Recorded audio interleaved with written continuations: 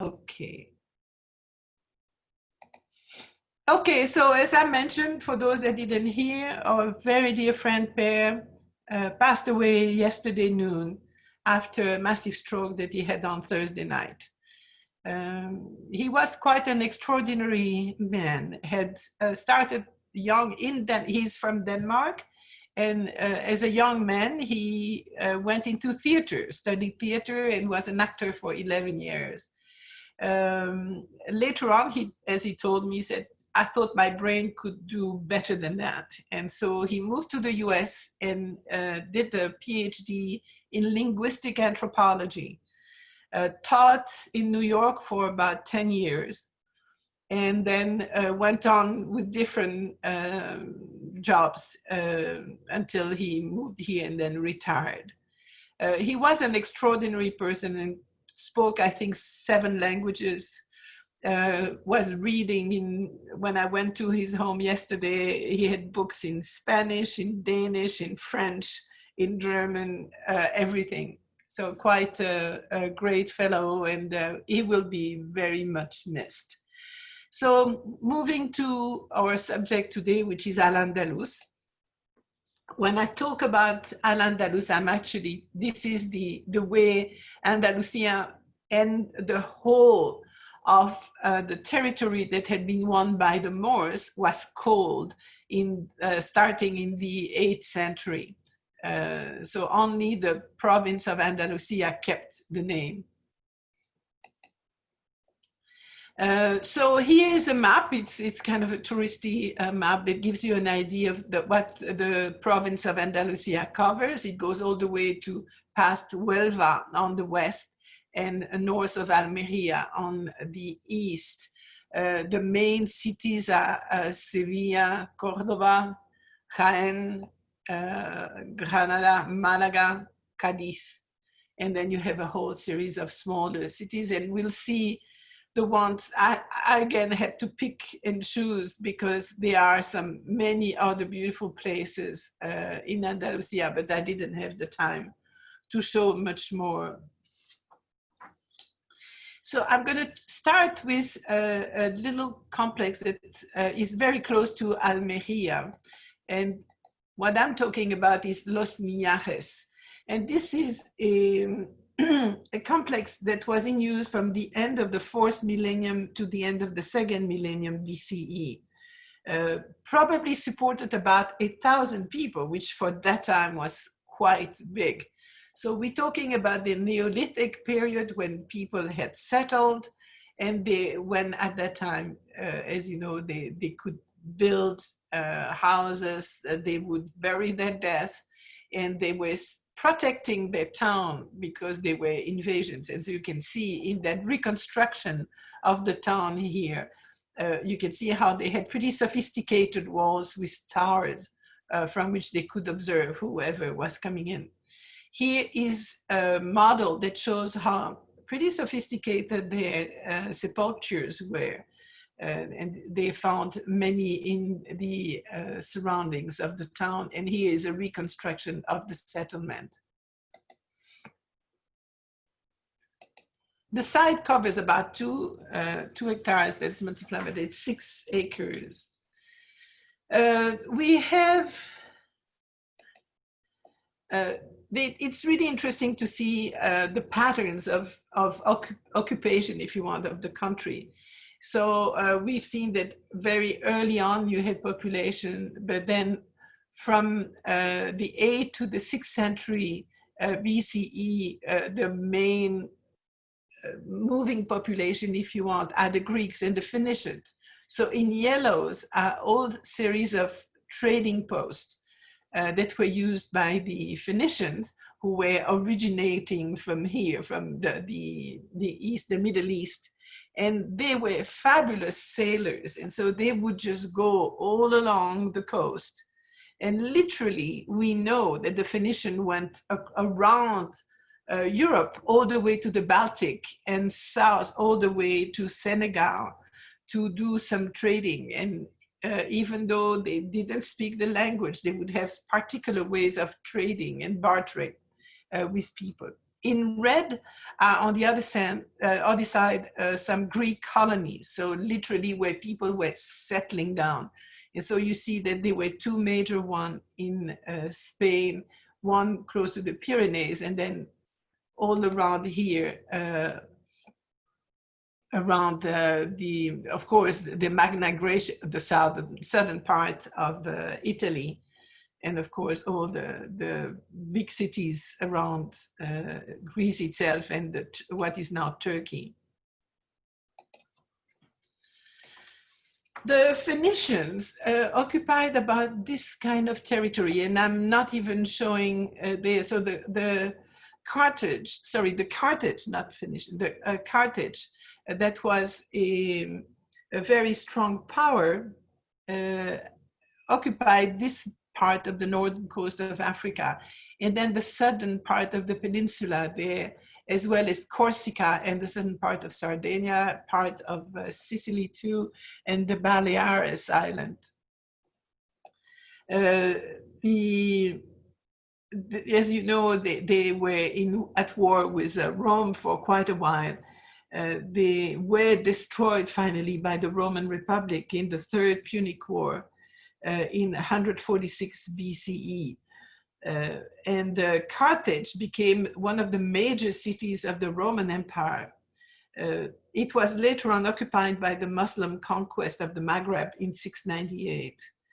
The Carthaginians then built up a town on the coast of Spain that was called Cartagena, and that became their outer post, if you want, in Spain.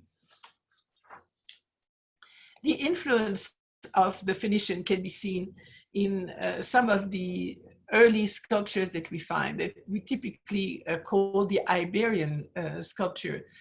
These are, by the way, not in Andalusia, but an idea of what might be what they found in Andalusia too. But these are wonderful, absolutely stunning sculpture representation, probably funerary statues, or sometimes representing goddesses. They call them the Dama. So you have the Dama de Baza on the left, and the Dama de Elche, with which you might be more familiar. She would, by the way, also be polychromed as the one that you see there, so painted in multiple colors. And this is very much influenced not only by the Phoenician, but we also find some Oriental influence in the way they were displayed. This, by the way, was an influence to Picasso when he painted his very famous portrait of Gertrude Stein, dated 1906.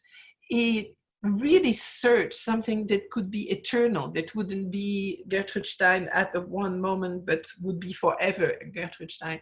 And the Damas were some of the examples for him, together with Romanesque frescoes. So the first city we're going to look at is the one that is the most important, one of the two most important, I should say, in the southern part of Andalusia. And so we're talking about Cadiz, and Cadiz is here. So you have that little piece of land that is really projected in the sea, and you can recognize here. So you can imagine the difficulty sometimes to deal with that kind of territory. Originally, the name would come from Gadir in Phoenician. Greek would be Gadeira. Latin became Gades or Gaditanus, and finally in Arabic was Cadiz, and became Cadiz in Spanish. The city itself was founded by the Phoenician. It's considered the most ancient city still standing in Western Europe. And as you can imagine, with its situation, became a principal home port of the Spanish Navy. It was occupied by the Phoenician, the Greek, the Roman, the Visigoth, the Moors, participated very importantly into the discovery of the Americas, were visited regularly by the Catholic kings, where this is where the first Spanish constitution was written in the early 19th century. And for those that are music aficionados, it was the birth town of Manuel de Falla in 1876.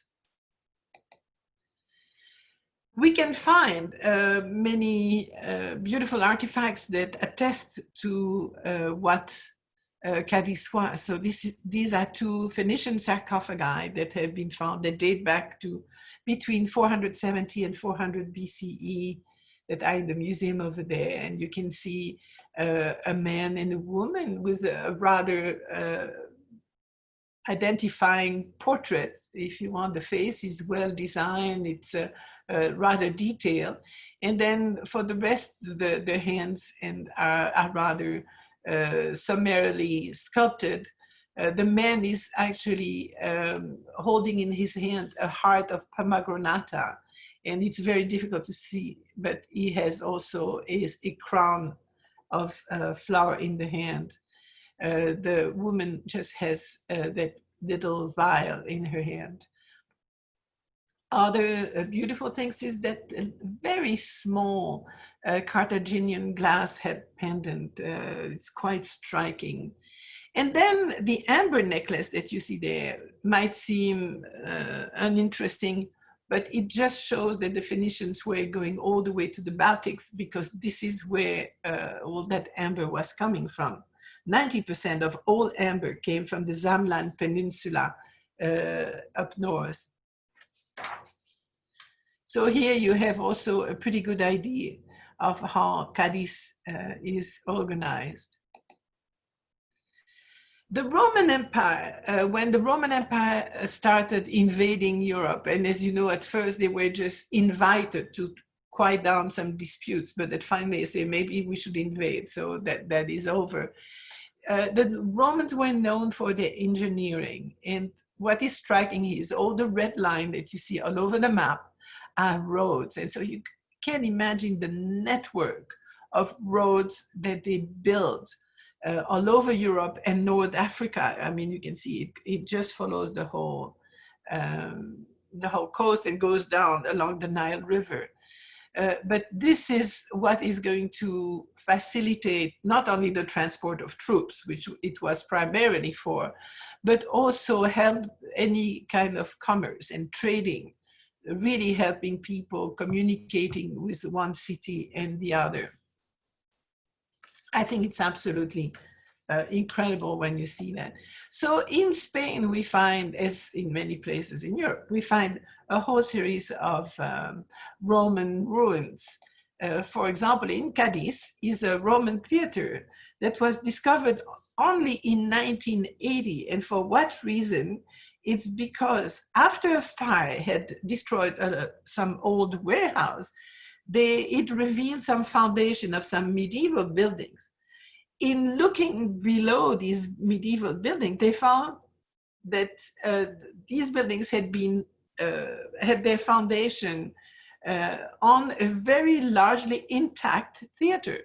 And this is what you can see here. So these are sometimes the misfortune of some make the fortune of others. And so that theater that is pretty large is actually the second largest Roman theater in the world, only surpassed by the one in Pompeii. So this is after the Greek, the Phoenician, the Greek, and the Roman, the next invasion is going to be by the Goths. And the Goths are going to be this population that come here from the north that are going to be pushed by the Huns. And so you have all this population displaced because they try to flee some others. And you can see how the Goths came and they came down and then back up. And part of that split became the Ostrogoths, who took over the Italian peninsula. But then the others were given, so to stay away, were given some territories here in Aquitaine in France. But they decided they want to cross the Pyrenees and ended up invading that whole part. So you have here the kingdom of the Visigoths that was pretty large. This lasted about 250 years, 300 years, and it was the kingdom was made of a whole series of little kings that were fighting between them, one another, and this is how they actually going to cause the demise of the kingdom of the Visigoth. Just again to show you what these cultures have left. We have here the treasure of Guarrazar, which is beautiful, not actually really made originally by the Visigoth, but probably a recycling of Roman jewelry.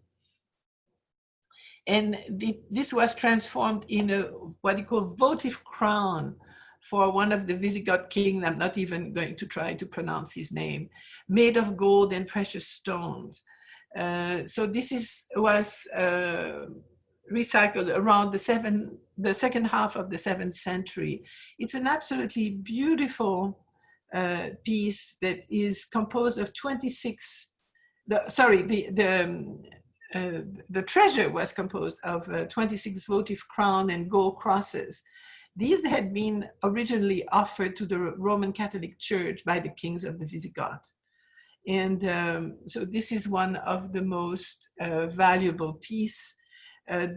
As you can see, it is decorated with blue sapphires from Sri Lanka. So again, think of all the networking that this means, that these blue sapphires had been imported from Sri Lanka, most probably through the Silk Road all the way to the Middle East, and then had found their way to the end of the earth that was known at that time. On the right, you have, and I have to show you a detail, by the way, of that crown. It has at the bottom these words. It means Rex Vintus, which is the name of the king. So Rex Vintus, Rex offered. So the king Rex Vintus offered this.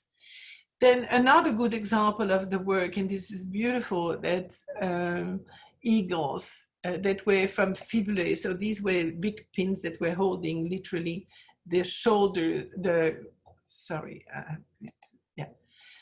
were holding the coats at the shoulders, fastening the garments.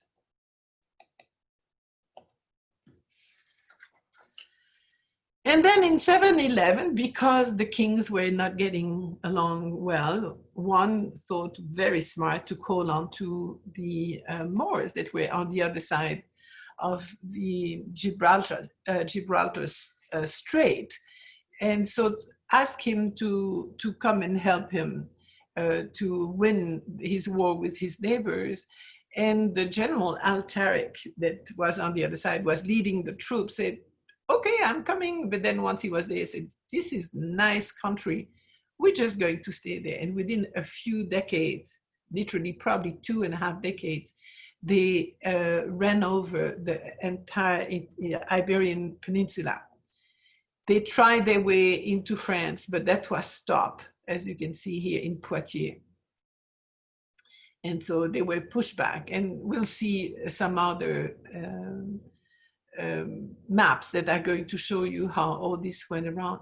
It is amazing when you think that this is what the Islamic world was under Muhammad. Between 622 and 632, this was the territory, which was already pretty large, especially when you know the condition, the climate condition in that part of the world that is extremely hard. Very quickly, as you can see, they went all around and invaded all that part of the Middle East, went into Iran, went all the way to Afghanistan, Baluchistan, went into Syria, all the way to Armenia, into the Turkish, what is now the Turkish territory. At that time, it was the Dorian part of Greece. Went into Egypt, and then went all the way around the coast of North Africa, and then invaded this. So the territory added by the first 4 caliphs was in that orange color. And then by the Umayyad caliphs between 661 and 750 is all that purple color.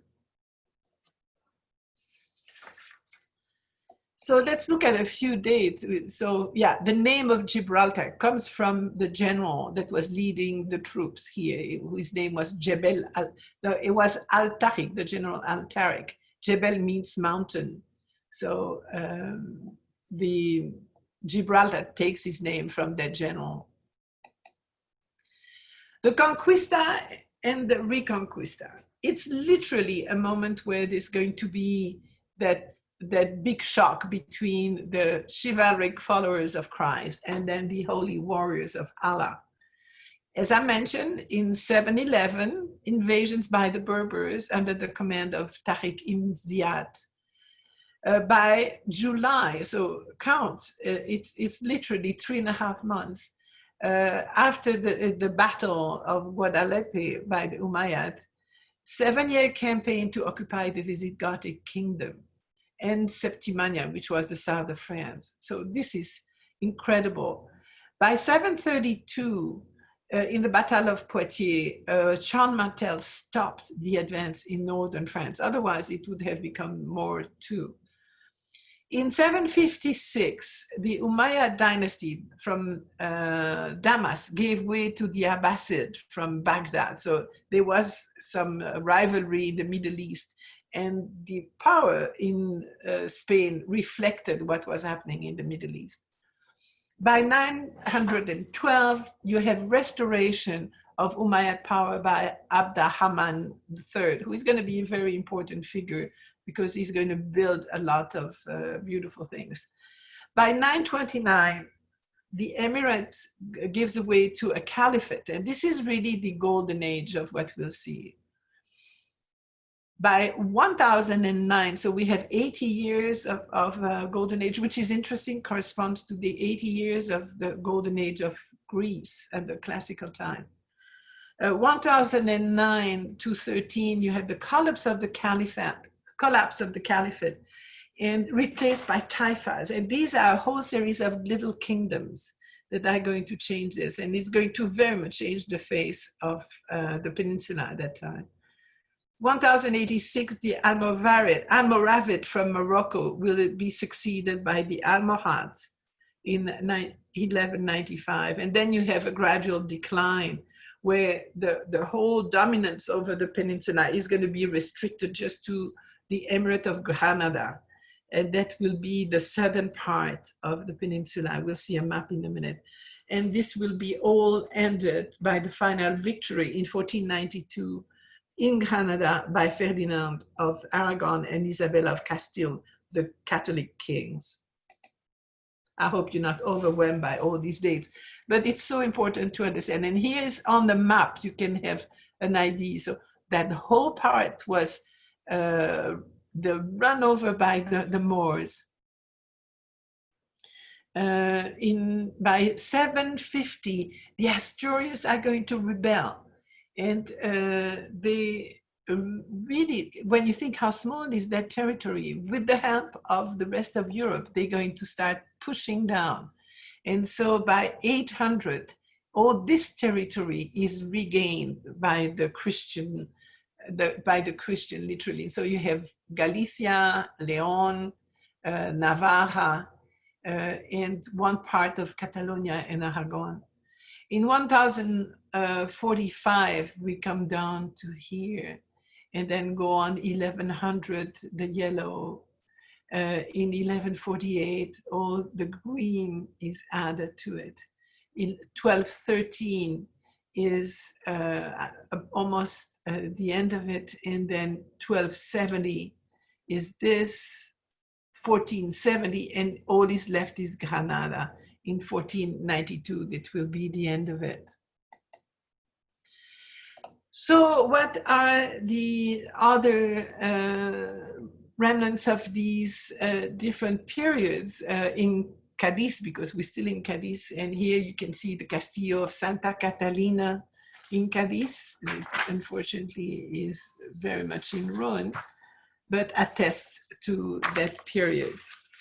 And Cadiz benefited in the 16th century, from the fact that the Guadalquivir in Sevilla is going to be silted, and so the big ships cannot make it to Sevilla, and so Cadiz will be by then the harbor, the official harbor for all the fleets that come from the New World. So this was a military fortification that was on the beach. And here is an old map that gives you an idea on how this was the case. So you see that land that we have seen and all the ships that were there, but also showing that because of its, in a sense, vulnerable position, you also had constant raids from pirates and a lot of coming from England. And you had corsairs too. The galleon is the ship that was the usual one built in that time. It was built and used between 1540 to 1814. So here you have a model of a galleon, and here the way, and that's absolutely extraordinary, how all the content and how things were stored and transported. So you have some statistics there. It could contain 320 crew members and 100 soldiers. It could hold 38 cannons. There would be a weight of 500 tons and had typically 4 masts. Sir Francis Drake captured the San Felipe in 1587 with a cargo worth $35 million today. And so these would do round trips to Orient, to the New World, and bringing a lot of merchandise back. To build one of these, you needed 2,000 trees, and that was a choice of pine, cedar, oak, and mahogany.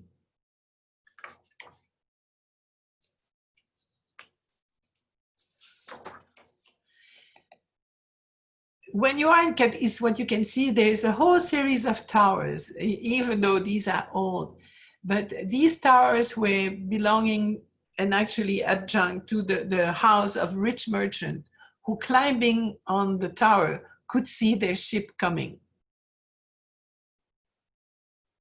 One of them, actually, the Torre Tavira, which the one you can see here on the left, has a camera obscura with a prepaid convex lens that projects panoramic views of the old city on a concave disc. The Cathedral of Santa Cruz, called at the time the Cathedral of the Americas, because as I mentioned, all the ships were coming, is a beautiful building built in the 18th century.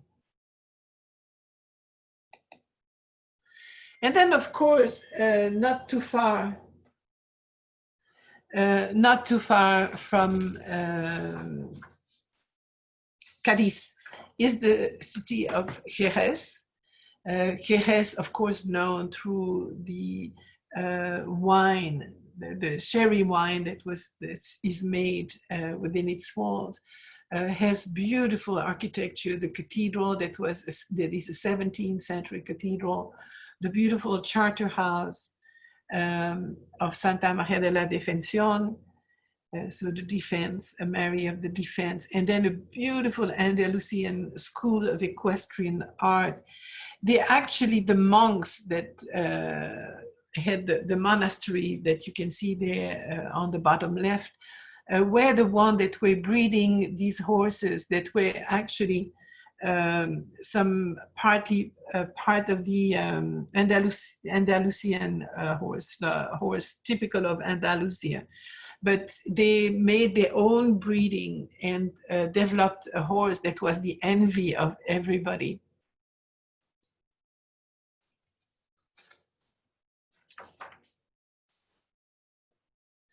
Now, the fact that the wine had been actually brought, the wine cultivation had been brought by the Phoenician, kept by the Roman, and then interestingly enough, the Arabs brought the principle of distillation which is going to help in the making of sherry, as you know, because this is an enriched wine. The Brits became very quickly interested in that, and so most of the cellars have been founded by British families. There are, beside that, a lot of Roman ruins. Not too far from Cadiz is Bailo Claudia, which shows an old Roman city that was built in the 2nd century before Christ. And you can still see the basilica, the theater, there's the necropolis, so the cemetery on the side. They found also temples to the Egyptian goddess Isis, that was just next to temples dedicated to Juno, Jupiter, and Minerva. They each had their own temple. And they were, at that time, 3 aqueducts that were supplying the town with water and a whole sewer system that was networking around the town. So these were already extremely well-designed places. Moving along the coast, we are now on the Mediterranean coast. We move to Malaga. And Malaga inherited its name from the Phoenician name of Malacca, then in Latin Malaga, Malacca again, and Arabic Malacca. And so it's remained pretty similar for the 3 languages. Here you have a view of Malaga seen from the hills surrounding it, and the view of the beautiful Roman theater that was built there on the 1st century of our era. The Muslim rule there was from 711 to 1487. They had about the entire time, just about a 10 years difference with Granada. On the top of Malaga is a castle that's called the Gibraltar, the Rock of Light, again coming from the Arabic Jebel Faro, looking towards the Alcazaba, which was the castle that was built later on by the Moors. So here you have a view of the old Alcazaba, a really beautiful castle, very nice to visit. As you can see, very typical of the architecture that you can find all the way to Granada and others. You have the typical Moresque arch and the walls, and the sense of paradise. Paradise in the Quran comes very often, is cited very often. And paradise always talks about beautiful fragrances, about water, the calming effect of the water, and the rivers. So you are very often in these palaces, you have these reproduction, if you want, of what they believe the paradise is. And then, of course, the magnificent decoration in the Alcazaba.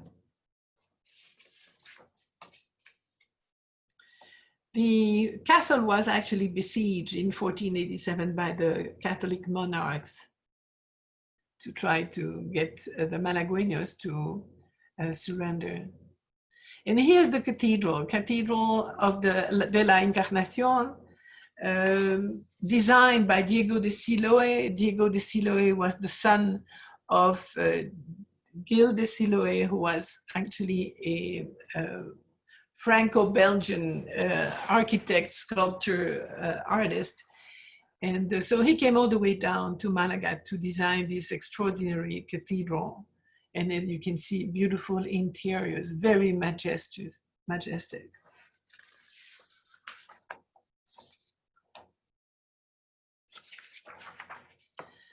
It is, of course, in Malaga, it's the town that saw the birth of Picasso. And then I'm trying to remember who is the other great guy that was born in Malaga. And Antonio Banderas. But Picasso definitely played a role, and because this is the place where he was born and has become the foundation for Picasso and a museum. But then the main museum in Malaga that is dedicated to Picasso is the Buena Vista Palace that was redesigned, if you want, beautiful patio inside, and has become the Picasso Museum. Now, Malaga is a very charming city. It has these very narrow, meandering streets. But as you can see, it can be modern too. These are the high-speed train. And you can see with their flattened nose, they've been nicknamed Pato, which means duck.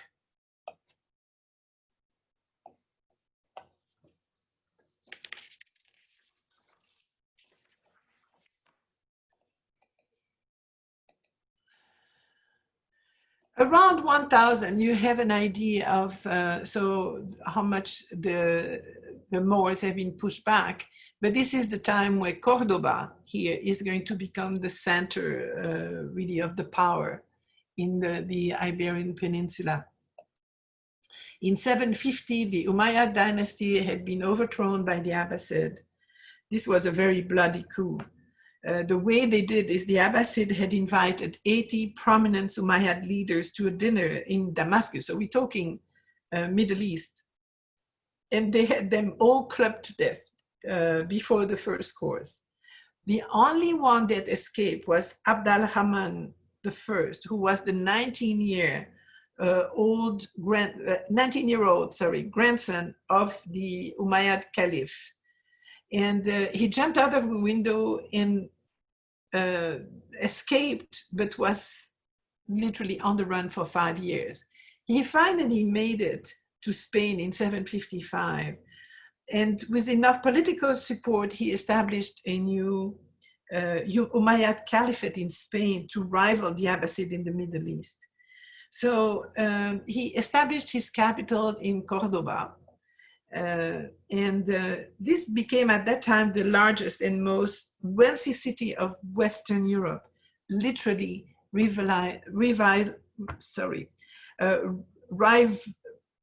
rivaling with Constantinople and Baghdad. He was quite an enlightened ruler. He actually promoted the kind of conviviencia, which means that people, the Christians and Jews, were accepted, their faith was tolerated. There were a lot of Christian and Jewish scholars, doctors and architects that flourished during that ruling. He was also pretty enlightened towards women who were permitted to learn reading and calligraphy and even become scribes at the court. However, this had some limits. And so, for example, a penalty for blasphemy was death, and any Muslims who tried to leave Islam were also executed. So we see that Cordoba is going to play a very large role. And so here is the extraordinary city of Cordoba, and you see the river of the Guadalquivir running through it, with the mosque that we will see more in detail. They're close to the river and next to the Roman bridge. It finds its roots in the Carthaginian Cartuba, Latin Corduba, and Arabic Cortuba. It meant originally the city of Juba, who was a Numidian commander. We find in Cordoba some Roman ruins, a Roman temple that dates back to 50 to 70 of our era, a Roman mausoleum, some jewelry that were found in tombs, of course. It's still made of silver or brooches. And the famous Roman bridge that leads to the cathedral, to the mosque. This was, by the way, for a very long time, the only bridge that existed in Cordoba.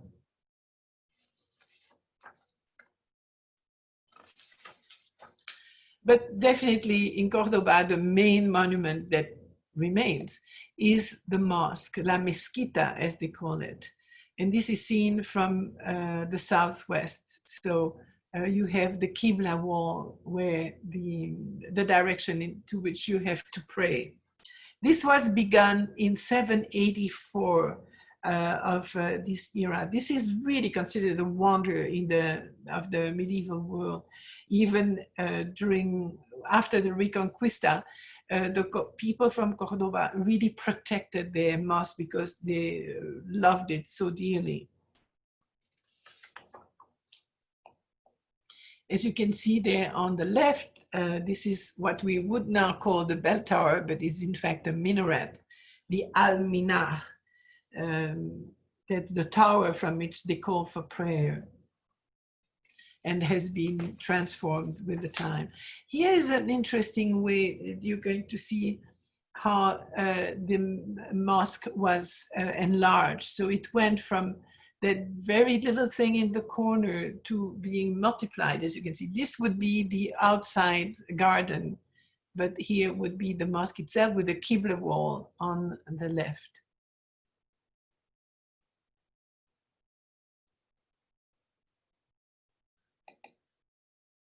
So the way it is now is, of course, the large part. You have the courtyard here, which is very pretty with orange trees all around. And then you come in, here is the Qibla wall, which is the direction to which you pray. Though it is interesting, normally it should show the Mecca. This was normally the direction the mosque should be oriented. But as an exception, and that's because of the first builder was from there. It's actually directed to Baghdad.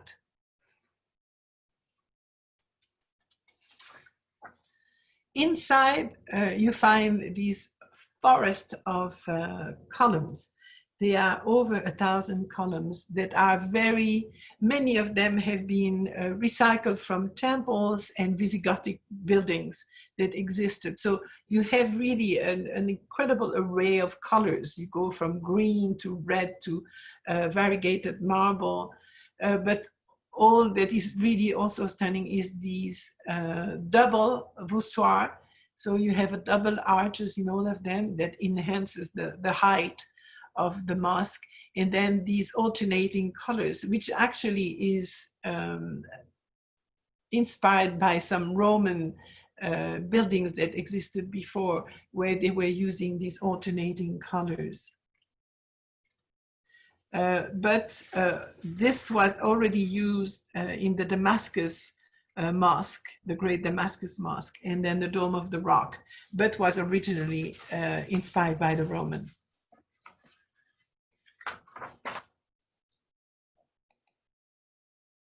And you can see here better these columns. So you have jasper, onyx, marble, and granite. And this is a typical thing that was done at that time, where they would recycle material that existed. Some of these marbles are extremely precious and was transported from Egypt or other places. Just in the direction of the Qibla wall, but just prior to the mihrab, is an enclosure that you call the maksura. What you see in the middle is the mihrab, so it's the place where they would pray and where the imam would come and talk. But the maksura is the particular enclosure that was dedicated to the ruler. He had a passage from his palace directly to the mosque, and so that very place for him to pray. You have these, what is called polylobe arcades. And then the decoration, as you know, there is no representation of human being, so it's a absolutely marvel of vegetation, vegetal scrolls, forms, and then Kufic inscription, which are the old Arabic calligraphy, and it's extraordinary. Here you see the mihrab screen in the Great Mosque. And you can see all these vegetal scrolls. And then down below the calligraphy, the Kufic calligraphy. What is rare is that you can get into the mihrab, and behind there are some rooms, domed rooms. Kufic calligraphy is what you find around many Islamic buildings, because they often represent the Quranic verses. And so you have different kind of Kufic calligraphy depending on the region that you are.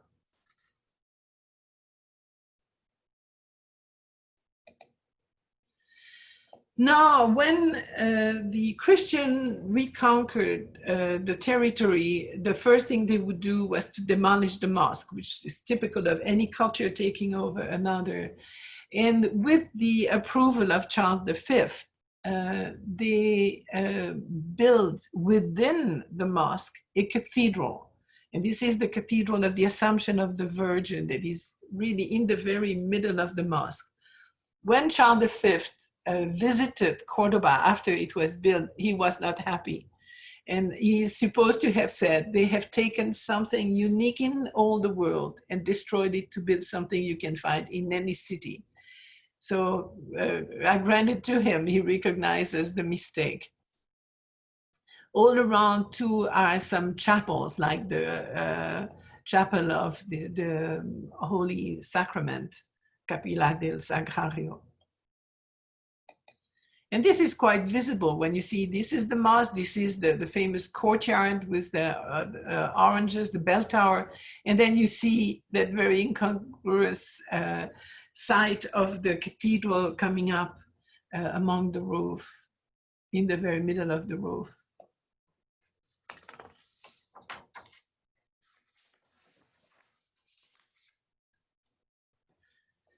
All around, as you can see, all around the mosque are some beautiful neighborhoods.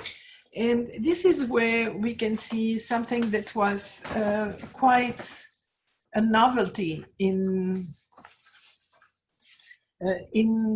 Europe, if you want. It was this idea of convivencia, the fact that you could have some neighborhood of Jews, like the Jewish quarter that you see here with Maimonides, for the statue of Maimonides, or the Calleja de las Flores. All these were inhabited by Jews and were living in really good entente. They didn't have all the same rights as the Muslim, but they, as you can see, even built a beautiful synagogue there.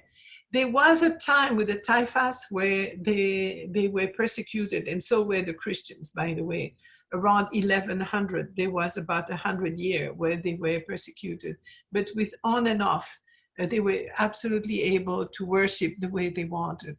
So it's interesting to see that synagogue with a very Moorish kind of decoration, but it's a beautiful place. The Alcazar is the palace that was built in 1328, became the Alcazar of Los Reyes Cristianos, so the castle of the Christian monarch, but was for a long time known just as the Alcazar of Cordoba. It's located very close to the historic center of Cordoba and close to the Guadalquivir River.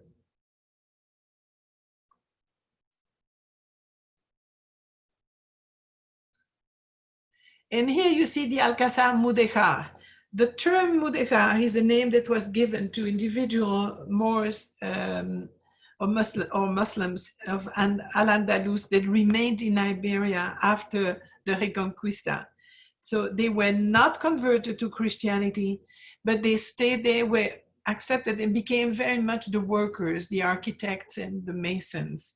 And so they continued to apply the style that was current during the time of the Moors.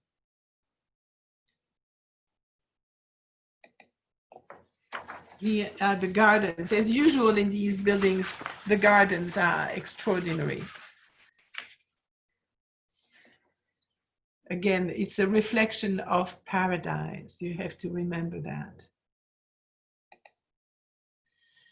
The royal stables, horses are very important in Spain, and these are what is called a cobra of Andalusia. You can see Andalusian horses that are particular breed, not a very tall horse.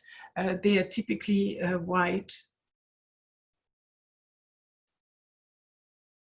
and go from very long line. Many palaces and around Cordoba, the Palacio de Viana. This is on the northern edge of the historical town. It's the house, it's now housing a museum. It's called the Patio Museum. And then the Palacio de la Merced. And very famous is, of course, in many cities are the ferias. These are special days where men and women parade on the horses or on carriages with the local costumes. And it's absolutely wonderful. We were there during the feria. And I tell you, it's an amazing atmosphere because everybody is happy. You can eat and drink local food and wines. And there is a pride in the people that is remarkable.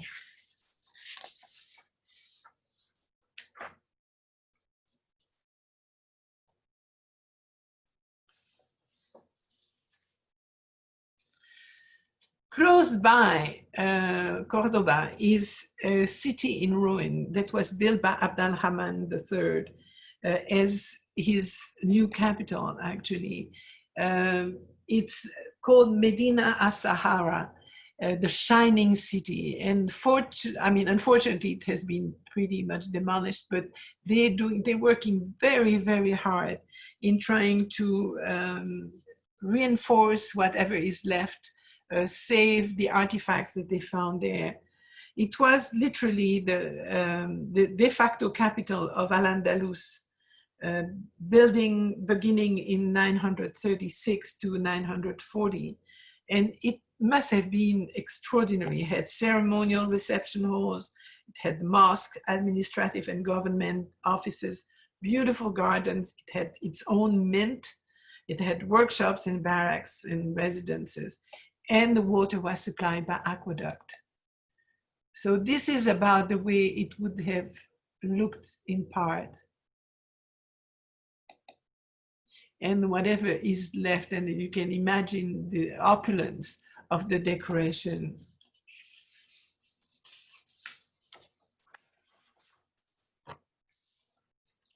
And of course, the richness of this was so important to the ruler because this is where they would welcome ambassadors and people they wanted to impress. Only a very small part of the place has been excavated, only about half a square mile, but they're really working on it. So before we go on with Carmona, I'm going to, I don't think I can unmute you. You have to unmute you yourself now if you want to do. I can mute you, but not unmute you. Isn't that strange? So if you have any questions, please do. If you want to write a question, then do it in chat.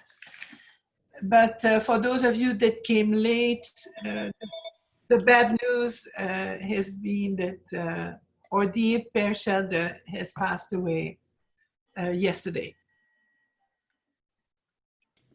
And yes, throughout your maps of Spain, there was one that stood out to me because courtesy of General Motors and all of the owners of General Motors car, I was sent there on business and met a family there that worked in the General Motors. But at that time, and that is Zaragoza. Now the maps had two spellings. One with an S and the other with a Z. And, in the northeast corner there. Yeah. And I was there on business but we got to see other things as well. Yeah, I know. Yeah, Any other questions? Any questions? And Xiomara, I know you were shocked because you saw Per many times.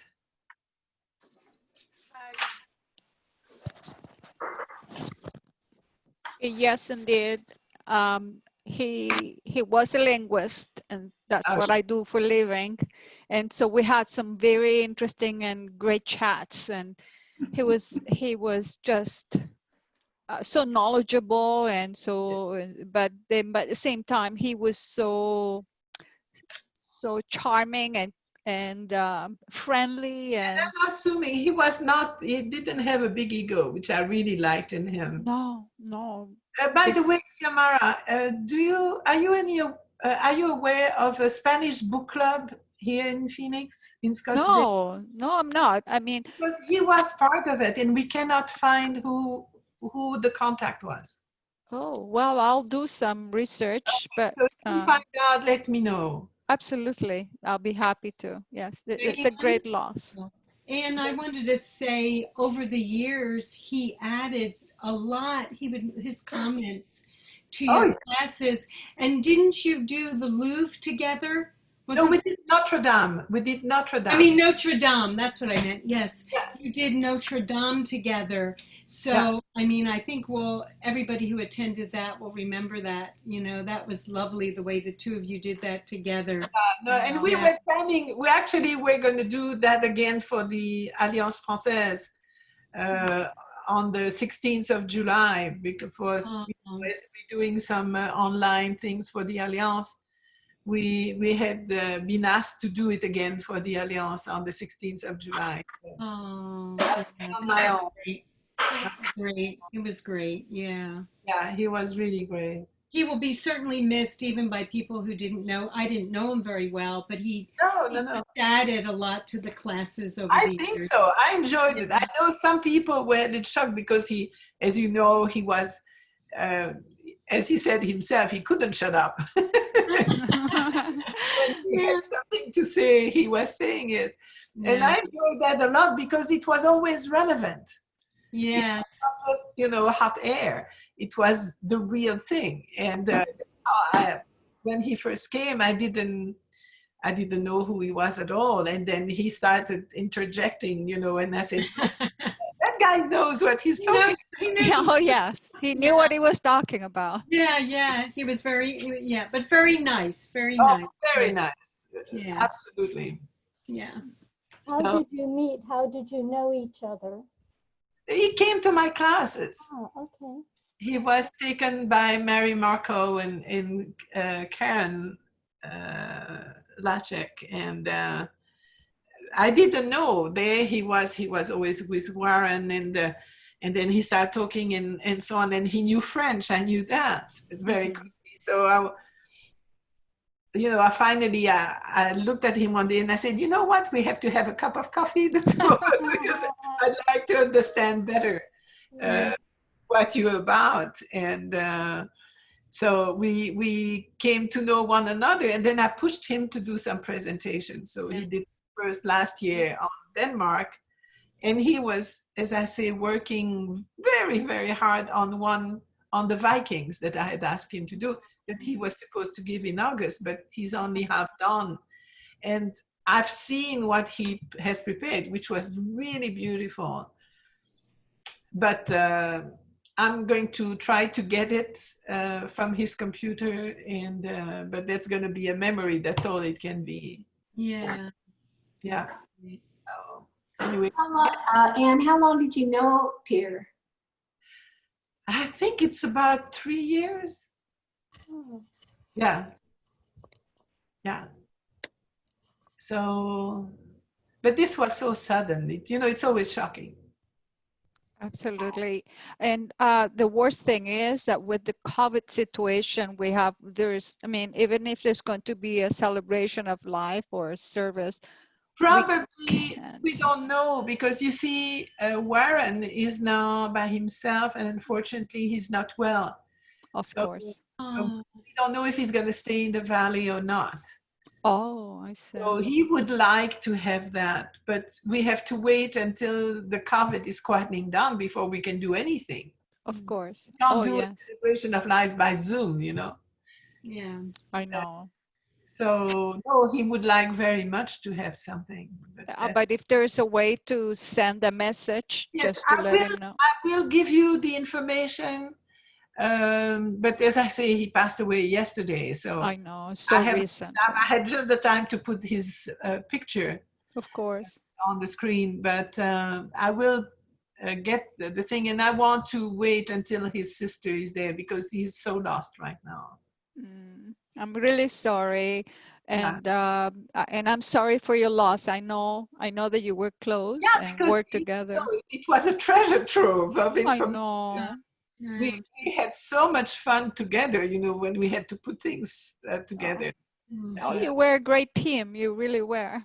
Yeah, that was, and we had good chemistry in, you know, doing presentation because neither of us has a big ego, so we were not fighting for the front. I always loved his sense of humor because although things were even, you know, if they were dramatic and, you know, we're talking about serious history things and all, he would always insert a little bit of humor in it, and I loved it.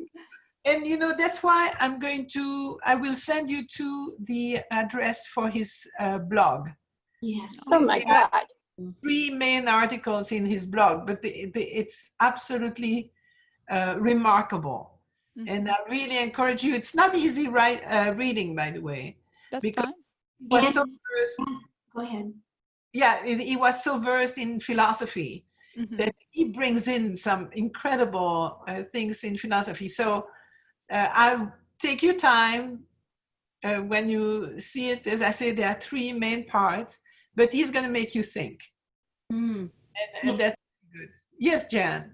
You said that I think he was a tour guide in Paris. That's what he done. He had been an actor for 11 years. He had a PhD in linguistic anthropology, taught for 10 years in the New York area. And then he fell in love with art, and he was in love with France. And so 3 years of study to become an official tour guide of France. Wow. And the French are very picky on that. So yeah. So he would go every year and normally stay at least a month and tour in France. He did the bike tour also because he was an avid biker.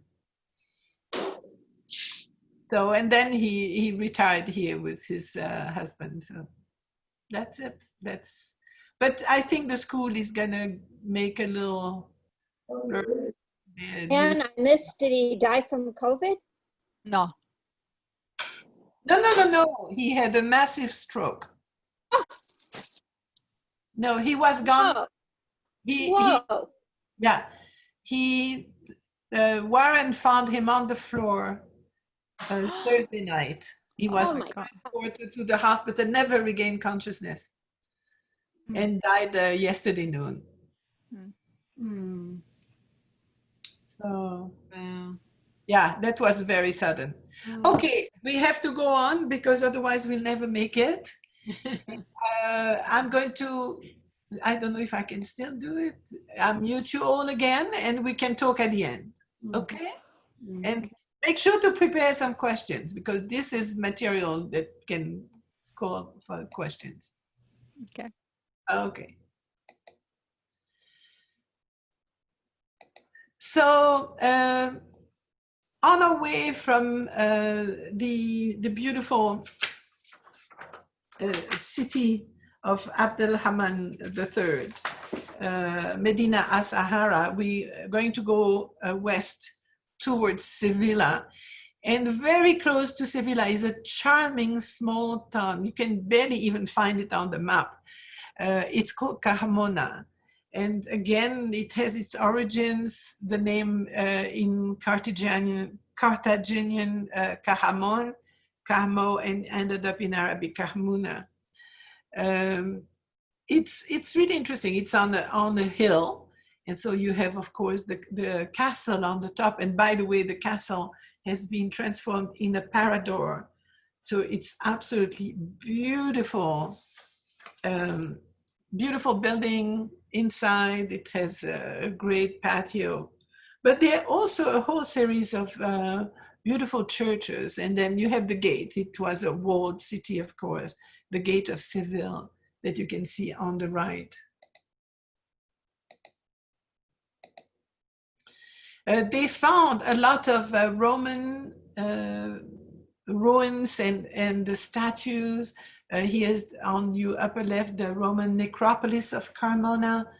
That is a tumulus that they dug in. You have a temple, the Temple of Sevilla, was absolutely a monumental tomb of Carmona necropolis. And then you have some examples of the statuary that they found with the funerary statue of Sevilla, of course, that was in the Temple of Sevilla. And you can see that marvelous handling of the folds of the cloth. And then the god Nereo in this god of rivers. You have the Alcazar of the King Don Pedro, and that's that castle that I talk about, and that is now a parador. So it's a hotel that is handled by the Spanish administration. And here's a beautiful interior courtyard and some of the walls with the buttresses, as you can see. And then the dining room is up here and has an extraordinary view on the valley. The churches, but you can see the interesting churches with the Moorish architecture, and then beautiful vaults. Church of Santa Maria de la Asunción, so there's Saint Mary of the Assumption.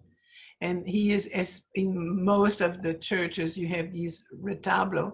And this is not the only one. You can see through the columns there that on the aisles you also have retablos. The Church of San Pedro. And actually, if you look at the tower, it's a replica of the Giralda bell tower of Sevilla. Inside, it's been whitewashed, probably not whitewashed originally, with some side chapels, including that luxuriant chapel of the Tabernacle. And by Jose Montes de Oca, the Christ of humility and patience, so typical of the sculptures, religious sculptures in Spain that are so expressive, so absolutely not idealized, but really make you very much think. And probably this kind of statue is going to be traveled around the back of people during the Holy Week. The convent of Santa Clara Carmona with a beautiful cloister. And then again, retablos in a lot of gold, as you find in many of the churches after the arrival of the gold in the early 16th century. So this is, from there you go on to Seville.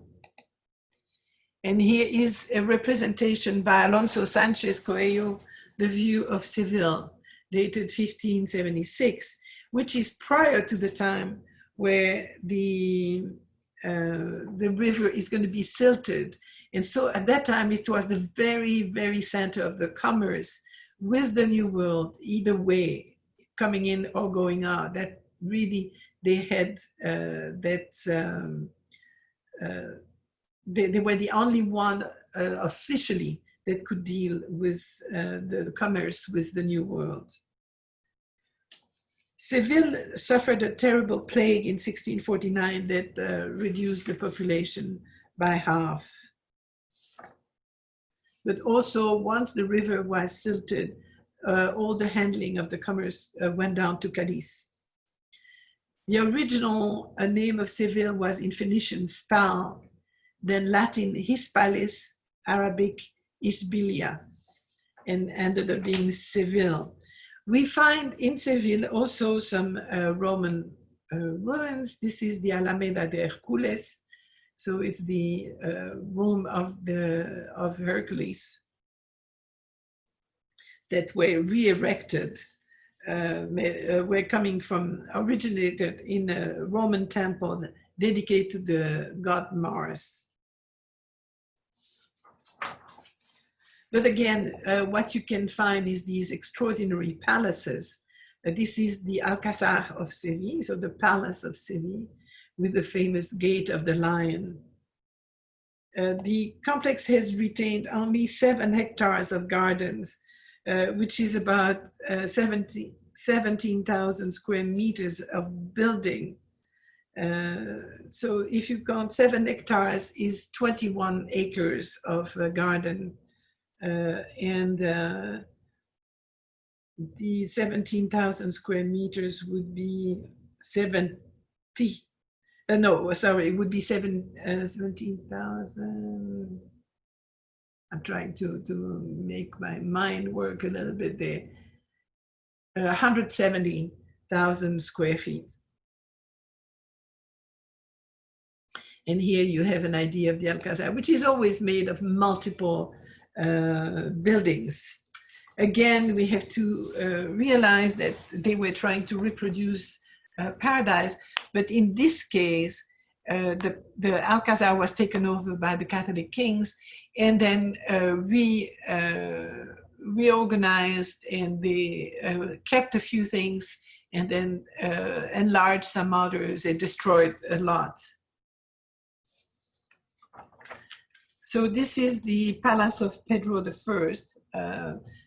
That is what they call Mudéjar Palace, because it was made after the Moors, but still made by architects and masons that had been familiar with that type of architecture. This was erected between 1356 and 66. It's a rather private area, and has some even Gothic parts to it. And you can see here the beauty of the masonry and the carving.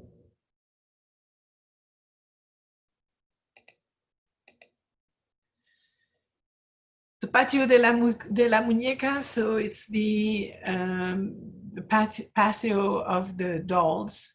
And you can see again the incredible detail of the handling around the arches.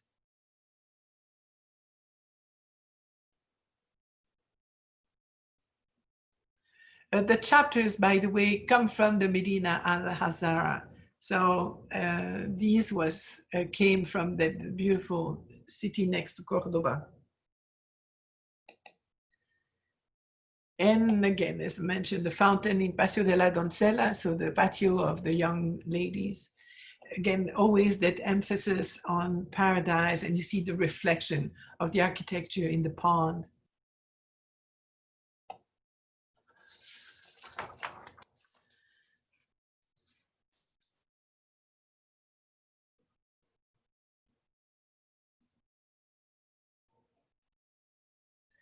The upper part of the patio, by the way, was built by Charles, at least commissioned by Charles V.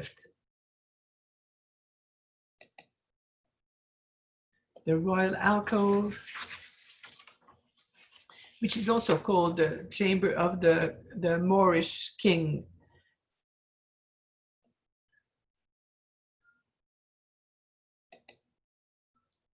The salon of the ambassadors, and then the cupola that you would find within, if you go under these arches, this is the cupola that you would see.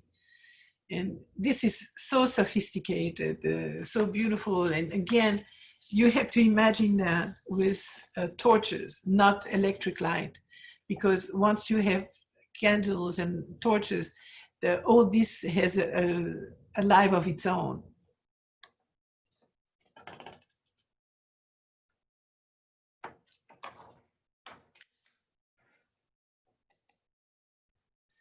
The bedroom of the prince. So this is a much more Western look to the architecture.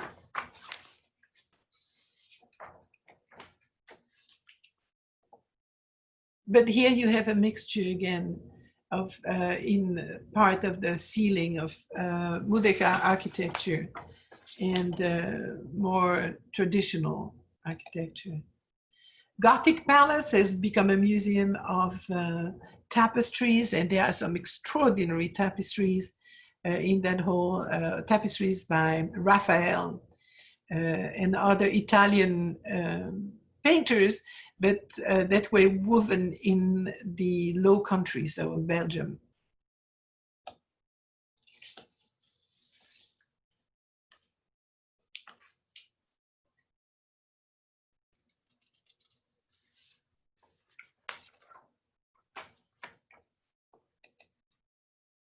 Patio del Crucero. So you can see how there are a lot of different styles that are mingled in that Alcazar. You have some very Moresque styles and then some very traditional Renaissance style.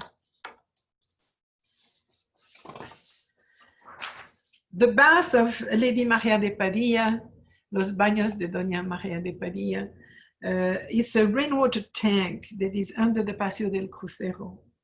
It has been named after Maria de Padilla, who was the mistress of Peter the Cruel.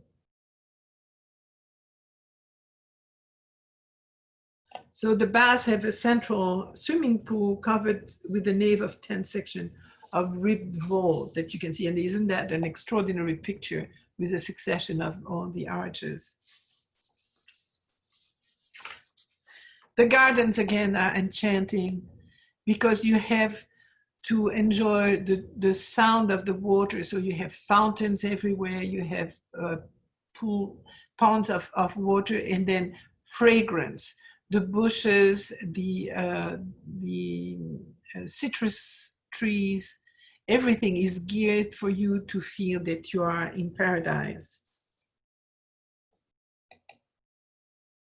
And then some Renaissance sculptures that go back all the way to Philip III.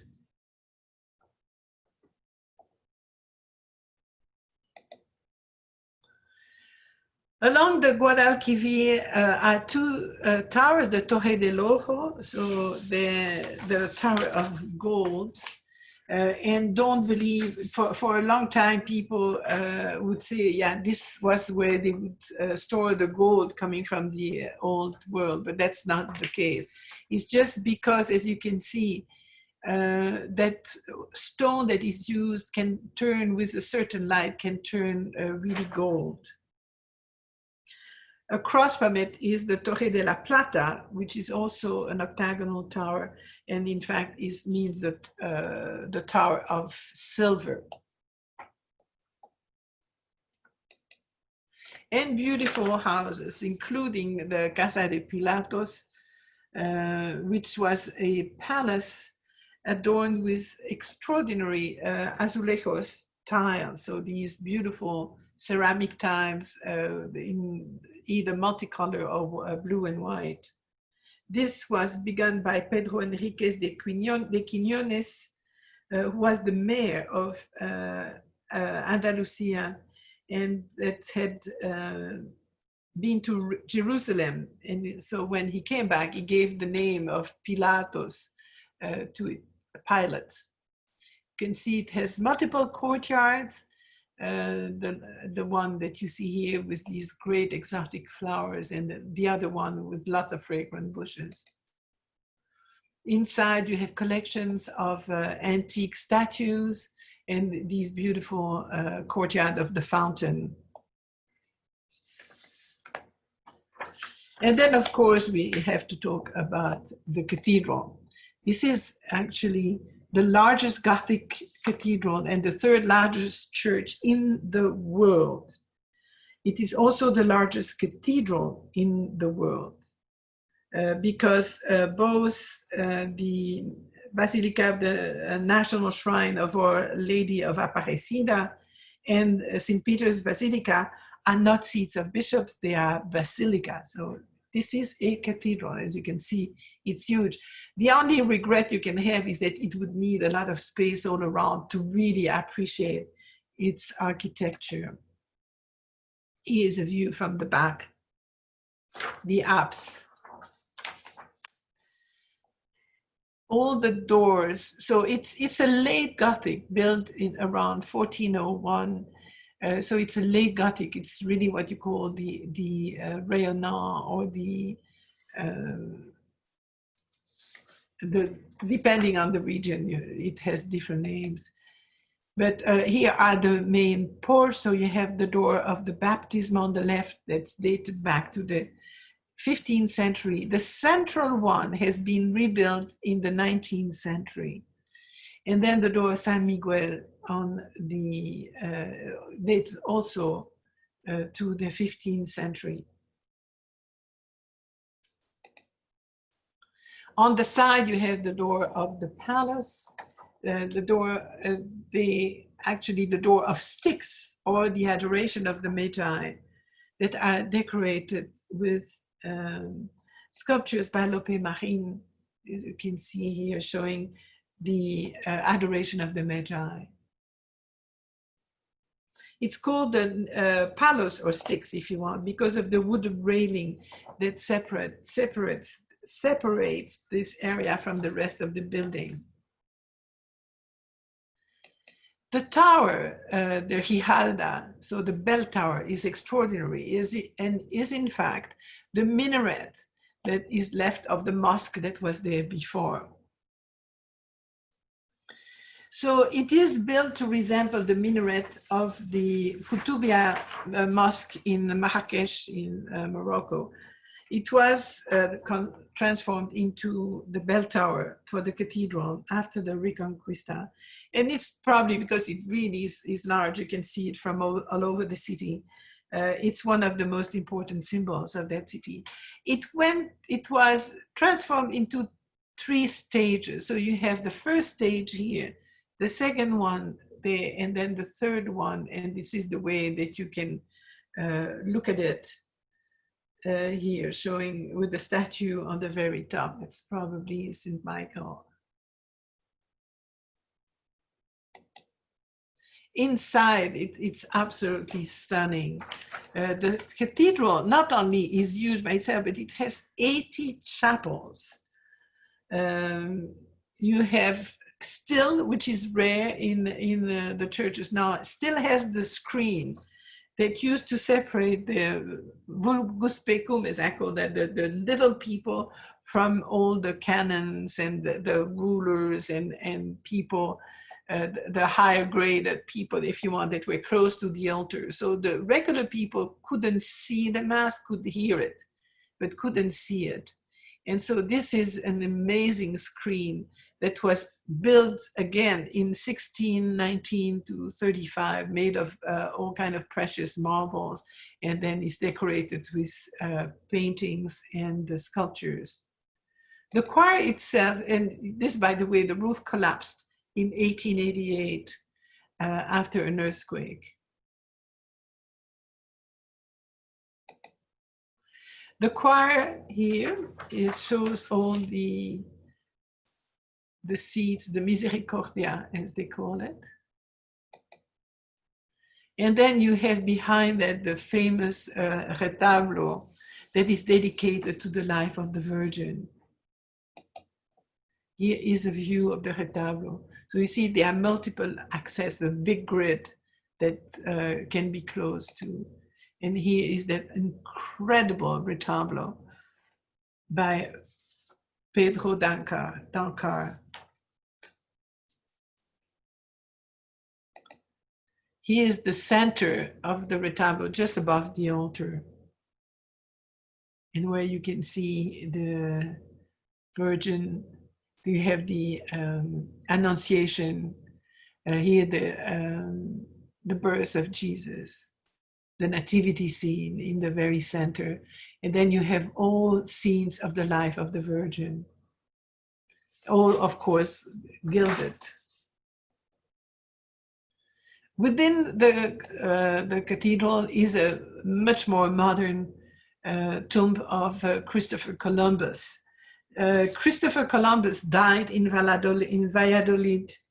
His remains were first interred in Valladolid, then went to the monastery of La Cartuja in Seville. And this was the will of his son, Diego Colon. And then they were transferred to the colonial island of Santo Domingo. And then finally, in 1795, when France took over the Santo Domingo, they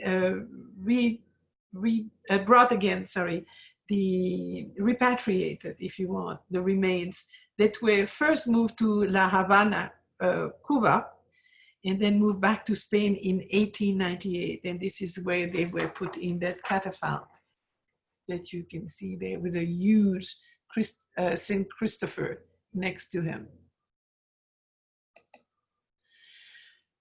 Part of the old mosque, if you want, is the Patio de los Naranjos, as we've seen in Cordoba. That's the very typical setting of the mosque, and they have kept that setting with the cathedral. And the Puerta de la Concepción that you see there is in fact the big door that gives access to the Patio de la Naranja. What is extraordinary in Seville, but again in many other cities in Spain, is La Semana Santa, the Holy Week. And during that time, there are all kinds of festivals. Every single day has a confraternity that make a part of procession with their very own sculptures that are, as I said, so realistic and so really reaching the emotion in anybody that is watching this. So they call that procession of pasos. All these floats that you see there are called pasos. And there are sometimes 3 pasos in each of these processions. And here are just a few. And you can see La Virgen de la Aurora with incredible face, and then they will be richly dressed and set on the shoulders of people. And then you will also see the Nazarenes that are part of different brotherhood and have these pointed hoods that make us think of the Ku Klux Klan, but in this case, we're part of the penitents. They used to flagellate themselves, and now that's over. But they are very serious. These are confraternities. They have their rules, and this is the book that one is holding, are the rules of these confraternities. Also in Sevilla, great buildings. Of course, as it was the center of commerce at the time, you have the Royal Tobacco Factory that is now the rectorate of the University of Seville, and then the beautiful courtyard.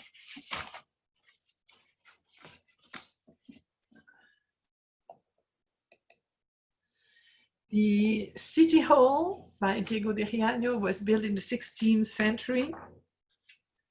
This is actually where Charles V will marry his cousin Isabella of Portugal. He actually commissioned the building for the city government at that time. And you can see the chapter room ceiling. And a little more recent, Palace of San Telmo, which is now the seat of the presidency of the Andalusian autonomous government. And the General Archives of the Indies, this is where they have all the papers that go back to the time of the Spanish Empire.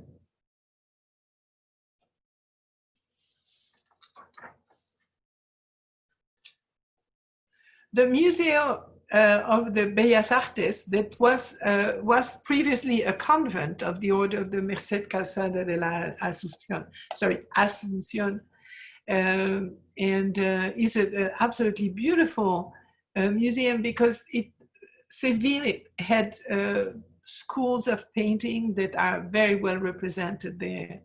And then the courtyard on the side.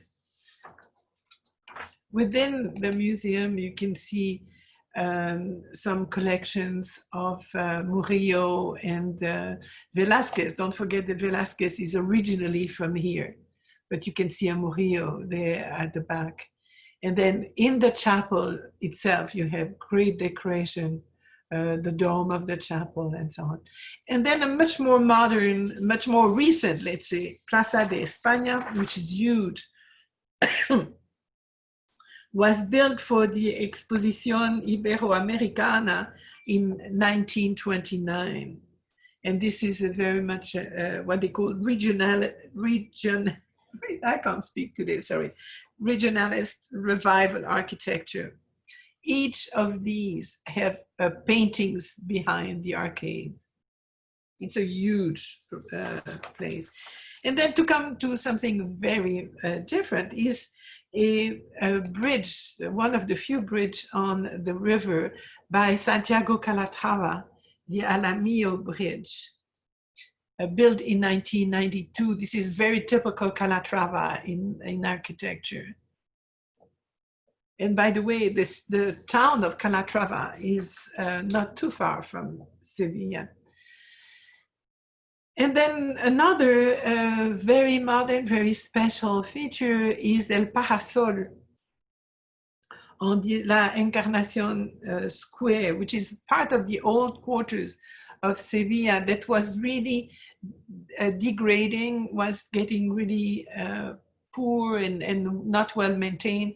And this German architect came and did this incredible it's difficult to name. Is it a sculpture, a wooden structure? It's 490 by 230 feet and has a height of 85 feet. It claims to be the largest wooden structure in the world. And this is really interesting because it has brought back lots of visitors just to see these features. You can see it from the top, so you can go on top of it and have a view of Sevilla at the same time. So leaving Sevilla in its more modern times, we're going to go back east and then go to the last bastion of the Moors, which is Granada. And here is a view of Granada from the Alhambra. The Granada actually comes from Carnata, that you can see there. That means the hills of strangers. The conquest of Granada happened very early on because it was rather to the south of Spain. So it was a place that was difficult to protect and from the attacks. And so they decided to transfer the city to the heights where it could be better, to the hill where the Alhambra is, it will be built later on. And here's the Alhambra. Alhambra, that means the red female, by the way. And it actually reflects really the color of the red clay of the surroundings by which the fort is made. It actually originally was whitewashed, but they left it turn reddish nowadays. It was developed as a walled town that became then a military stronghold and dominates the whole city. If you've been to Granada, you have a really beautiful view of the city around you. It is particularly at the time of the Nasrid dynasty that Mohammed ibn Nasser in the 13th century established the Alhambra, and he started building. It's again a multiplicity of buildings, of which unfortunately there are only a few left. It was composed of 6 palaces, 4 of which were demolished between 1492 when it was when Granada was retaken, and 1812.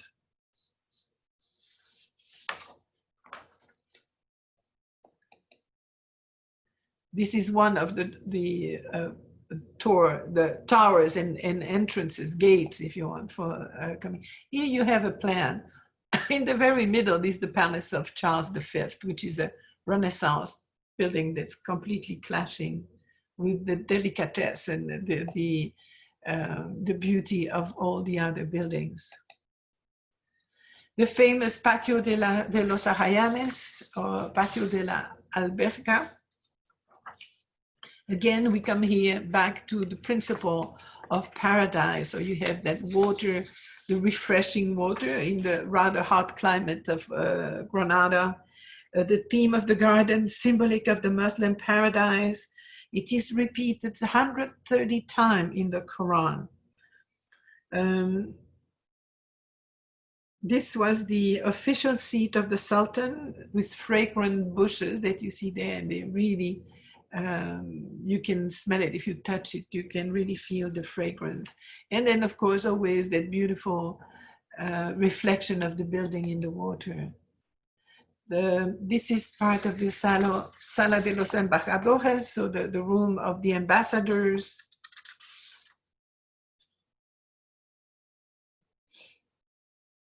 With the incredible stucco work on the walls, and then the beautiful star-like cupola in the ceiling. La Sala de los Abencerrajes, the palace in the Palace of the Lion, it derives its name from a legend that having invited the chiefs of a line of sultans for a banquet, they massacred them here. So they always have interesting names for it. What you find here is called mukarnes. Mukarnas are the kind of work, it's almost like stalactites, these very beautiful corbels that are these decorative devices in traditional Islamic and Persian architecture. It's like lace. Same ceiling seen from down below.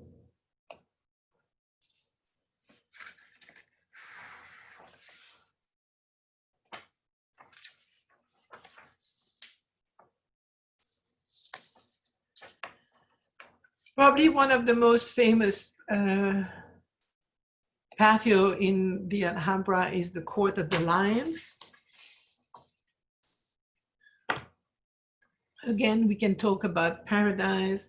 The name of that patio comes from the name of the fountain that also was benefiting from the aqueducts, bringing the water all the way there. They were then piped into the buildings and flowing through channels on the floor to the fountain, as you can see. And this is again, is the four cardinal points are again a reflection of the idea of paradise in the Quran.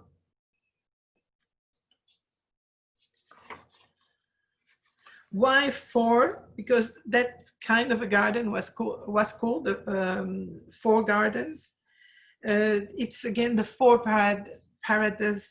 paradisiacal gardens. Sorry for that. Again, the beautiful mukarnas, these incredible stucco work all around these arches.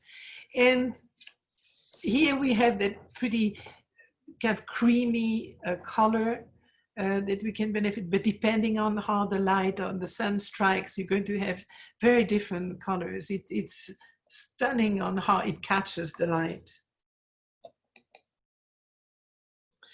Across from the Alhambra, but still on the same height, are the gardens of the Generalife and then the fortress of the Alcazaba. These were again a projection of the description of paradise, but these were considered the summer quarters and the women quarters of the Alhambra.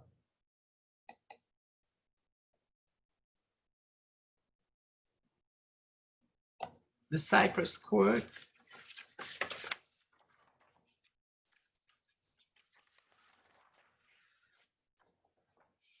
And here the a painting that I showed you not too long ago when I talked about 19th century Spain. This is by Padilla, The Capitulation of Granada, showing Mohammed XII that you see here in front of Ferdinand and Isabella, the Catholic kings, and the Alhambra at the background.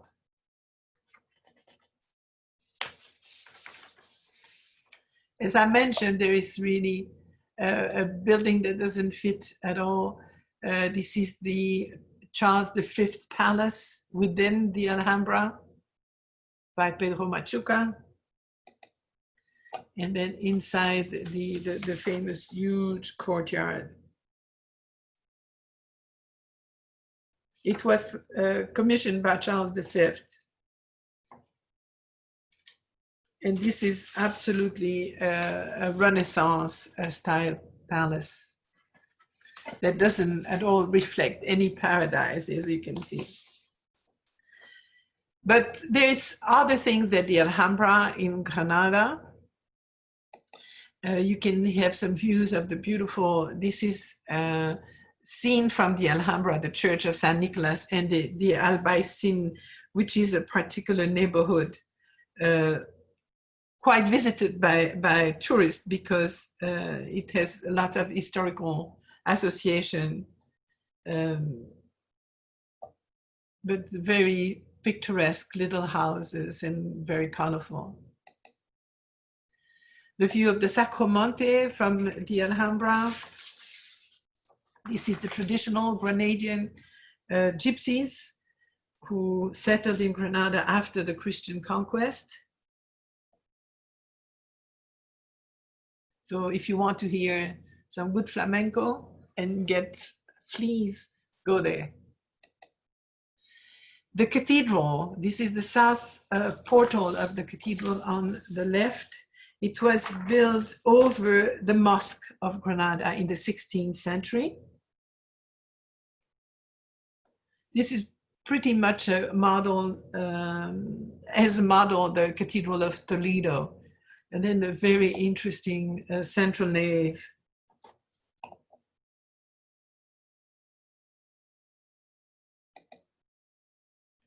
And then the entrance to the Royal Chapel. And this is where we have the tombs of the Catholic monarchs and their daughter Joanna the Mad and her husband Philip I of Castile. The great tombs down there, that extraordinary grid that you have to enter before seeing it. And then the retablo behind, retablo mayor, with life-size statues. And here are the tombs of Don Felipe and Doña Juana.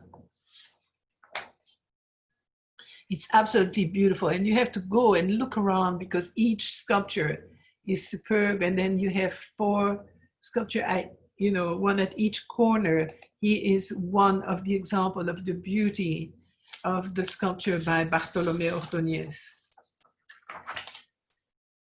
This is just a very quick vision, though quick it's not, it's already an hour and 3/4, but a vision of Andalusia. There are lots of small towns with absolutely beautiful buildings and churches that you should really discover. La Jaén, and the other one I'm forgetting. In Jaén, there are some Roman baths that are very beautiful. But we have to keep in mind, and particularly in these times, that the importance of the contribution of Islam at that time.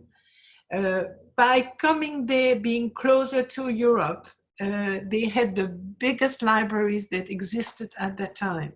So scholars would come to Spain, and then with the help very often of a Jewish translator would copy some of the texts that the Muslim had brought there that were actually old classical texts.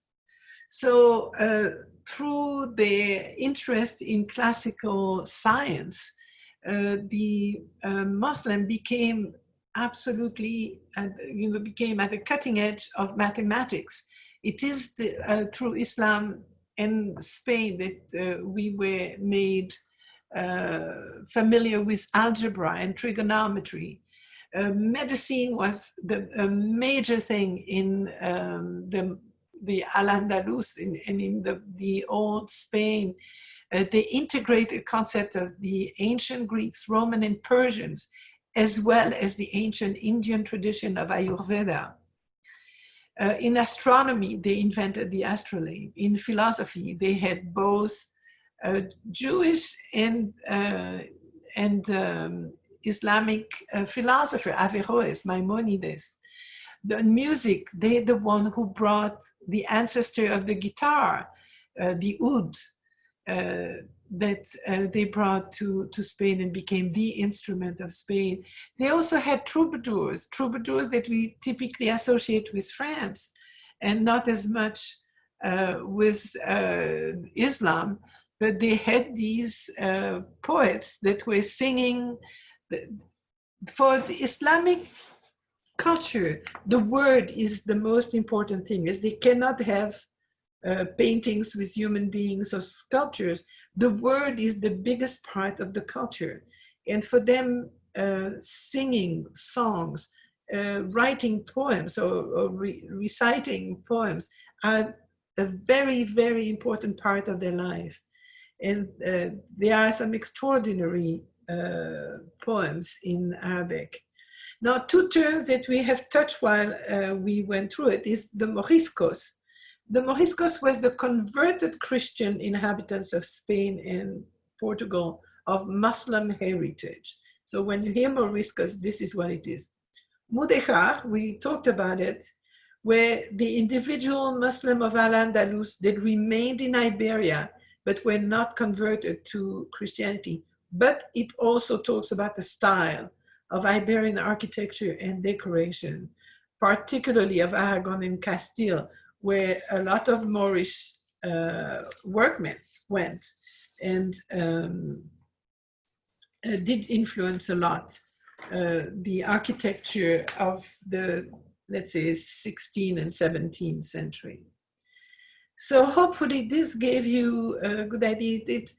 I think now it's starting to be known, but it's an extraordinary part of the country.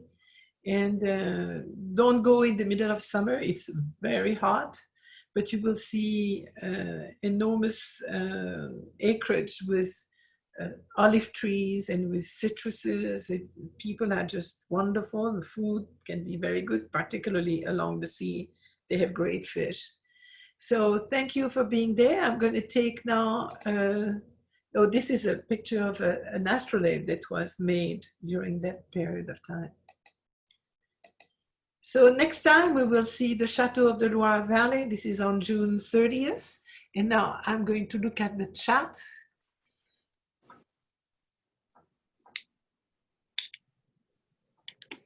Okay, that's one and the other. Okay, that's it. So I'm going to, you can unmute yourself and asking me question if you want on any subject that I can answer. So I don't know how many of you have been able to see Andalusia and enjoy. It's beautiful. Mary has been there. Yeah. John, you look thinking very hard.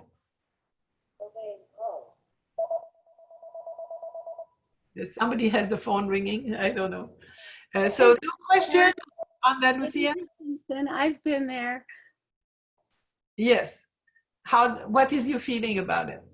Oh, I thought it was just amazing. I loved it. It's bringing back those memories. I'm going to go dig out all my pictures and relive it. Yeah. Can you hear me? Yes, I can, Gigi. When we went, one of the things that we did, we went to Cadiz because my dad, who is no longer alive, but after the war, he was